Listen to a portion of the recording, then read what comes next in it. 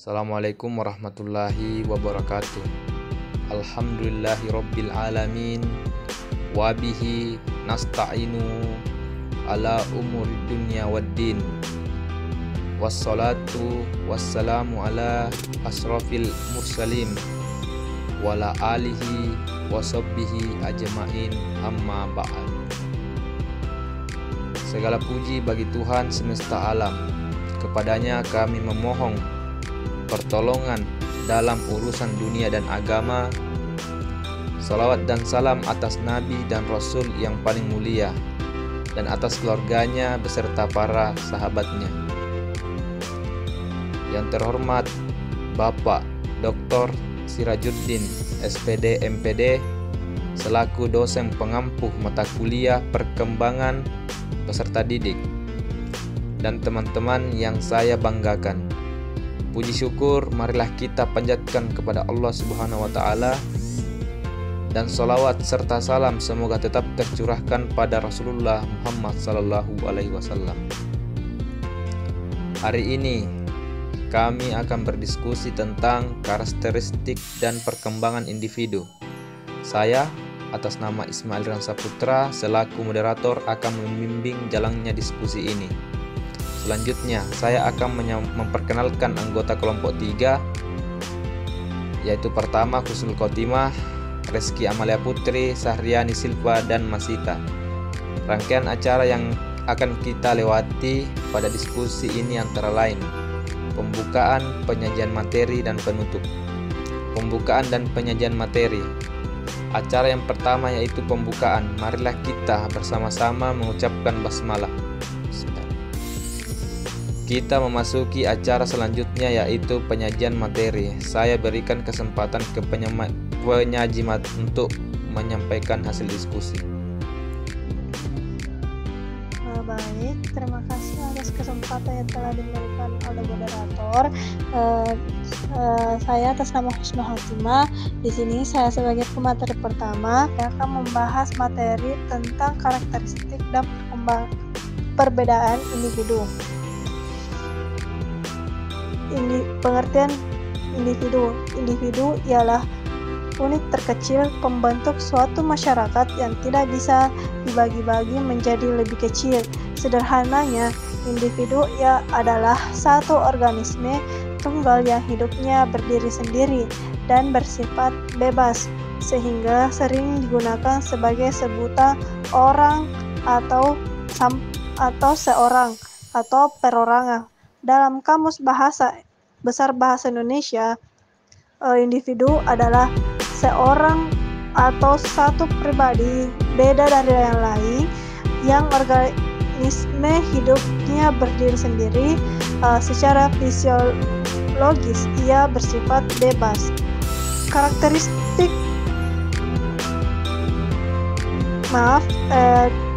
Selanjutnya itu tentang karakteristik individu.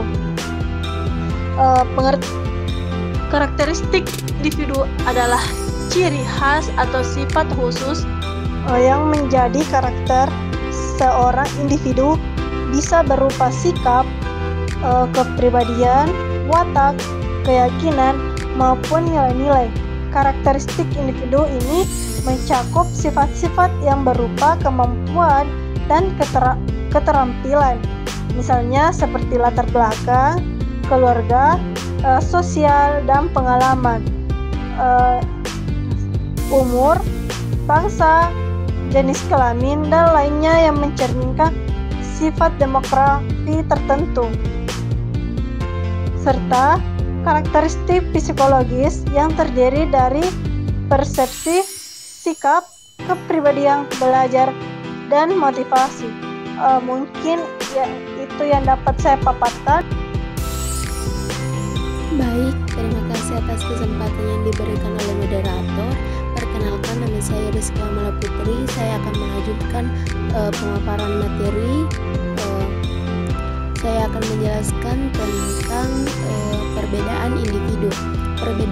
Perbedaan individu adalah perbedaan kemampuan dan karakteristik kognitif, kepribadian, keterampilan fisik, dan lain sebagainya antar antar peserta didik pada jenjang usia tertentu dan dalam setiap kelompok tertentu melalui praktik dan aktivitas pendidikan. Kita dapat mengakomodasi perbedaan individual para siswa. Perbedaan yang dimiliki oleh setiap individu baik fisik maupun non-fisik yang menjadikan seseorang memiliki karakter atau ciri yang berbeda antara satu dengan yang lain. Contohnya yaitu ada warga yang suka lingkungannya tenang dan ada juga warga yang hobi berkaraoke dengan suara keras di lingkungan perumahan. Perbedaan individu berkaitan dengan psikologi pribadi yang menjelaskan beberapa psikologis antara orang-orang serta berbagai persamaannya. Psikologi perbedaan individu menguji dan menjelaskan bagaimana setiap orang berbeda dalam berpikir, berperasaan, dan bertindak. Menurut Lindgren, makna perbedaan dan perbedaan individual menyangkut tentang variasi yang terjadi, baik variasi dari segi fisik dan psikologis. Perbedaan individu menurut Kaplan adalah sifat atau perbedaan kuantitatif dalam suatu sifat yang bisa membedakan satu individu dengan individu lainnya. Menurut Webster, individu merupakan suatu yang tidak dapat dibagi atau undivided, tidak dapat dipisahkan keberadaannya sebagai makhluk yang pilah, tunggal, dan khas. Seseorang berbeda dengan orang lain karena ciri-cirinya yang khusus itu. Dalam kamus Eccles dan Sadali, individu adalah kata benda dari individual yang berarti orang, perseorangan, dan oknum. Berdasarkan pengertian di atas, dapat dibentuk suatu lingkungan untuk anak yang dapat merangsang perkembangan potensi yang dimilikinya dan akan membawa perubahan-perubahan apa saja yang diinginkan dalam kebiasaan dan sikap-sikapnya. Di dalam pola yang bersifat umum dari apa yang membentuk warisan manusia secara biologis dan sosial, tiap-tiap individu mempunyai kecenderungan berbeda. Menurut Gary, perbedaan individual seperti yang pertama yaitu perbedaan fisik, tingkat dan berat badan, jenis kelamin, pendengaran, penglihatan, dan kemampuan bertindak. Yang kedua yaitu perbedaan sosial termasuk status ekonomi, agama, hukum keluarga, dan suku. Yang ketiga yaitu perbedaan kepribadian termasuk watak, motif, minat, dan sikap. Yang keempat yaitu perbedaan inteligensi dan kemampuan dasar atau skema. Dan yang kelima yaitu perbedaan kecakapan atau kepandaian di sekolah dalam mencapai pengetahuan baru. Itulah yang dapat saya sampaikan. Selanjutnya saya kembalikan ke moderator. Baik, langsung saja di sini saya akan membahas mengenai sumber perbedaan individu. Tetapi sebelum itu, perkenalkan, nama saya Nur Masita Hasnan dengan NIM 1054011115323. Jadi, sumber perbedaan individu dipengaruhi oleh 4 faktor. Faktor yang pertama yaitu faktor bawaan atau keturunan. Kemudian yang kedua faktor lingkungan, yang ketiga yaitu faktor budaya, dan yang keempat yaitu faktor urutan kelahiran. Yang pertama yaitu faktor bawaan atau keturunan. Dalam faktor ini memainkan peran dalam menentukan ciri-ciri fisik seperti warna mata, warna rambut, tinggi badan, dan juga faktor-faktor lain seperti kecenderungan terhadap penyakit tertentu. Hal ini terjadi karena kombinasi gen yang diwarisi dari kedua orang tua, sehingga perbedaan ini dapat menyebabkan perbedaan individu. Kemudian yang kedua yaitu faktor lingkungan. Jadi banyak faktor lingkungan yang mempengaruhi karakteristik dan kemampuan seseorang. Faktor-faktor itu diantaranya itu faktor status sosial ekonomi dan juga faktor pola asuh orang tua. Nah, di dalam faktor sosial ekonomi ini biasanya berpengaruh kepada pendidikan orang tua dan berdampak kepada prestasi anak. Sebab semakin tinggi tingkat pendidikan, semakin positif sikapnya terhadap peranan sekolah. Hasil penelitian menunjukkan bahwa orang-orang dengan status sosial ekonomi rendah lebih efektif dalam menerjemahkan emosi-emosi yang sedang dirasakan oleh orang lain dibandingkan dengan orang-orang dengan status sosial ekonomi tinggi. Kemudian, terkait dengan pola asuh orang tua. Dalam lingkungan pasti ada pola asuh yang diterapkan oleh orang tua dan tentunya berbeda-beda sehingga mempengaruhi karakter pada anak. Kemudian, selama 2 dasawarsa, Diana Baumrind mengadakan penelitian tentang gaya disiplin orang tua.